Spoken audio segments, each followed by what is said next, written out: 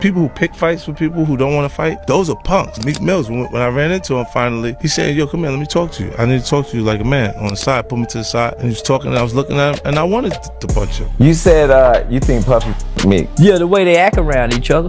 Yeah, they seem like one another who done, had a pelvic war before. Aight, look, before we even get in the 50s documentary, you gotta understand why folks been side-eyeing Diddy and Meek Mill for years. This ain't just internet noise. This is clips, leaked audio, and moments fans can't unsee.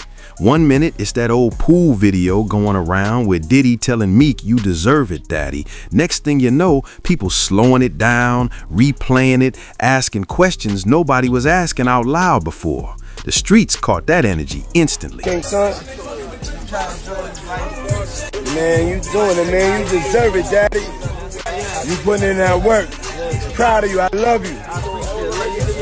Yeah. Then it got darker.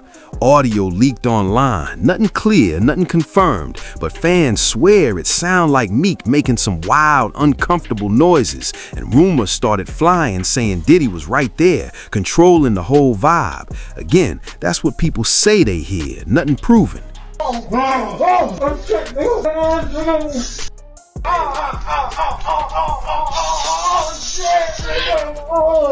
All the champagne with spikes, son. You click this for a reason. You trying to see what really went down with Meek Mill and P. Diddy when the cameras was off and nobody was supposed to be watching. That behind the scenes they never explain. Yeah, that's what we getting into right now. So do me a favor, hit that subscribe button, smack that notification bell, and stay locked in. We keep it street, we keep it real, and we bring you the latest behind the scenes moves from the celebrity world before everybody else catch on.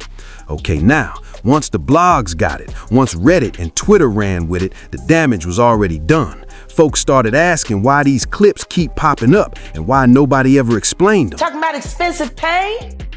In his Wait, this is Philly you're talking about now. Wait a minute, Jack. Fuck me. Wait a minute. He's a Fruit Loop. He Diddy-fied. This is Philly. He's a deep fried period. Now, fast forward to 50 Cent stepping in with a documentary, and suddenly all that old footage, all those weird moments don't look so random no more. It feel like puzzle pieces finally lining up, and that's when everybody started wondering, was this truth hiding in plain sight the whole time? Because once 50 start talking, the streets know one thing for sure, somebody about to get uncomfortable, and that's where this story really begins. Folks noticed how tight Meek and Diddy was. Always together, always showing love, business moves, parties, backstage, front row type shit. At first, it looked normal. OG helping a younger rapper, industry mentor vibes. But the closer they looked, the more people started saying, nah, this feel a little too close. We keep staying together. We getting tighter. You know what I'm saying? And united we stand. And ain't nothing else to us. Black excellence.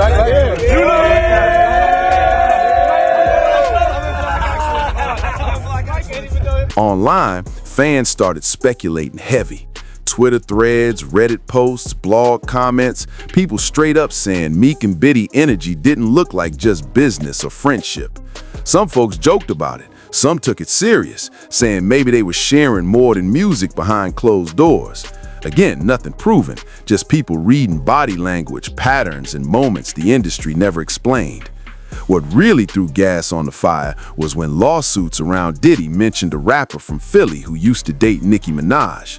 Nobody named Meek directly, but fans instantly put two and two together. When Diddy got locked up, Meek Mill came out saying that he'll pay somebody $100 grand to investigate, that he has nothing to do with anything with Diddy. You can't take back what your received. That's just like the video that's coming out with him and Will. From there, the rumors exploded. People started saying Meek was involved in stuff he never signed up for, or that he was stuck in a situation he couldn't control. Meek finally snapped back, saying straight up none of that shit is true. He said the rumors messing with his name, his family, even his kid. He went as far as offering money to find out who started pushing the lies. That tell you how deep it hit him.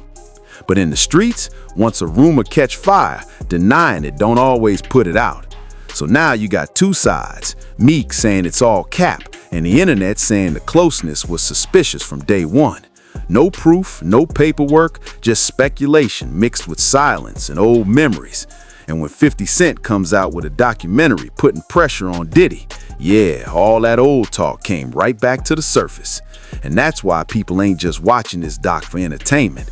They watching to see who been hiding what this whole time and who might finally tell the truth. The feds announced that they have a video of Diddy on camera assaulting a worker. You see what I'm saying? So like, if they making these type of announcements, bro, if they had anything on Meek Mill, bro, like, that's everywhere. Okay. Yeah, the way he was in that pool that day. Come on now. Hey, daddy. And Meek was up there with his shoulder like that, just leaning on the pool. And he, hey, daddy, yo. And Puffy talking to him like that. Before Meek name even got dragged heavy, the streets was already side-eyeing Diddy's whole circle. This about power, access, and how the industry really move when cameras off. Folks been saying for years Diddy wasn't just throwing parties, he was building loyalty, keeping people close, making sure everybody in the room knew who held the keys. That's what fans been speculating online, not paperwork, just how it looked from the outside. You had artists pulling up, smiling for photos, calling him family, then going quiet when shit started feeling weird. People noticed certain rappers would pop up around Diddy heavy for a season, then disappear. No beef, no explanation, just distance. Blogs called it industry politics. The streets called it survival. Because when somebody got real power, not everybody feels safe speaking up. I have a reason to be scared. You could be Kang the Conqueror, and they could take your rap down in 2 weekends. Now, I've had to turn down $50 million 4 times. Because P. Diddy be wanting to party. And you gotta tell him no. The Chris Tucker that we got now is Epstein Island. Online chat have been saying some artists felt pressure to stay close, to play along, to not ask questions. Again, that's speculation, not facts. But fans been pointing at the silence like, why nobody ever talk about what really goes on at them invite-only spots? When lawsuits started hitting and old stories resurfaced, that silence got louder than any accusation. That's the environment Meek stepped into. Big money, big names, and a lot of unspoken rules. And once the internet started revisiting old relationships and who was always around who, people stopped seeing it as random. They started seeing a pattern. Power at the top, loyalty underneath, and everybody else trying not to get burned.